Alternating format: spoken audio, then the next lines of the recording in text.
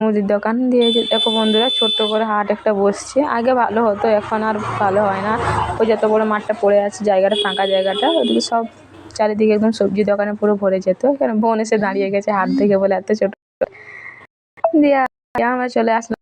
তো উদ্দেশ্য ছিল হাট আসার, ফুচকা খাবো বলে করে বোন বলছে চল ফুচকা খাবো, হাটে যাব, ঘোরা হবে, একটু হাঁটা হবে, হয়ে যাবে আর কি। দিয়ে আমি এখন দোকানের দিকে, ফুচকা দোকানটা আর কি দেখেছো প্লাস্টিকে করে ফুচকা নিয়ে বসছে, ওখানে খাবো। ফুচকা ভালো বানায় অবশ্য, তার জন্য চলে এসেছি। ওনারা বলে করে দিয়ে দেখছি নেই, আলু যখন নেই তখন ভাবলাম এখন মাখাতে অনেক সময় লাগবে, তার জন্য ভাবলাম না আর কিছু বাজার করে নিই। দেখে নিয়ে এসেছি, শামুক নিয়েছি আর কাতলা নিয়েছি। কাতলা শামুক 1 কিলো নিয়ে নিলাম, দুটো মিশিয়ে করে। হাটের কি সবজি সবজি